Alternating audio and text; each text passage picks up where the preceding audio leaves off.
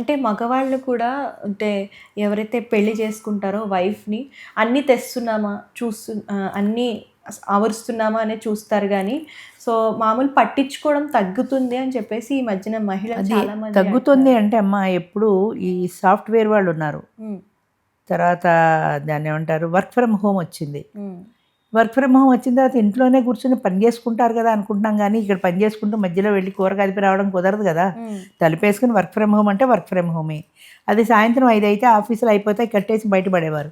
ఇప్పుడు work from home వచ్చిన తర్వాత 7 అయినా, 8 అయినా కూడా ఇది అవ్వటం లేదు. అర్ధరాత్రి అయినా కూడా అది కంటిన్యూ చేయాల్సిందే. అంచేత మగవాళ్ళు కూడా ఏంటంటే వాళ్ళకి వర్క్ స్ట్రెస్ చాలా ఉంటుంది. లక్షల ప్యాకేజీలు వస్తున్నాయి బానే ఉంది. కానీ వర్క్ విషయంలో కూడా ప్రైవేట్ కంపెనీలో తాటొలిచి పని చేయించుకుంటారు. తేడా వస్తే ఒప్పుకోరు కదా! హ్మ్. అంచేత వర్క్ స్ట్రెస్ చాలా ఉంటుంది. ఈ స్ట్రెస్‌లో పడి ఫ్యామిలీకి తగిన టైం ఇవ్వలేకపోతున్నారు. ఆడవాళ్ళైనా అంతే, మగవాళ్ళైనా అంతే. హ్మ్. ఎవరు ఫ్యామిలీ అంటే ఈ ఆదివారం మనం కూర్చొని మాట్లాడుకుందాం అనే టైం లేదు. హ్మ్. తర్వాత పేరెంటింగ్ సమస్య అంటే పిల్లలు పుడితే వాళ్ళకి టైం పెట్టాలి. టైం ఏది? టైం లేదు ఎవరికి. నాకు టైం లేదు, నీకు టైం లేదు. పిల్లల్ని ఎవరు చూస్తారు? ఒక ఆయానో ఒక నానినో పెట్టుకుందాం, వాళ్ళు చూస్తారు.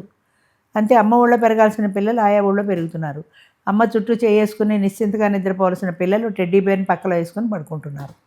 అది ఇంకొక దురదృష్టం. అంటే ఫ్యామిలీకి దాటి ఇంకా పిల్లల దాకా వెళితే. హ్మ్. అందుకని వర్క్ స్ట్రెస్ పెరిగిన తర్వాత ఎవ్వరూ టైం పెట్టలేకపోతున్నారు ఫ్యామిలీకి.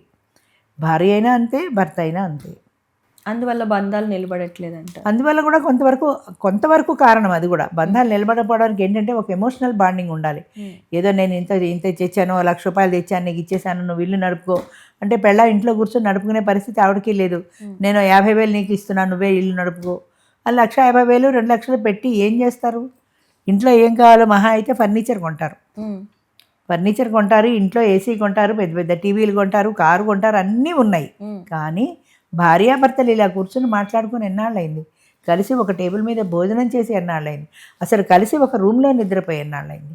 రూమ్స్ కూడా ఇప్పుడిప్పుడు సపరేటే. ఎందుకంటే ఈ సాఫ్ట్‌వేర్ వాళ్ళ రాత్రి పగలు పనులు చేసుకుంటూ ఉంటే, వాడు కంప్యూటర్ పెట్టి పనులు చేసుకుంటుంటే ఆ లైట్‌కి ఈవిడికి నిద్ర పట్టదు. హ్మ్. అందుకని ఆవిడ సపరేట్ రూమ్‌కి వెళ్ళి పడుకోవాలి.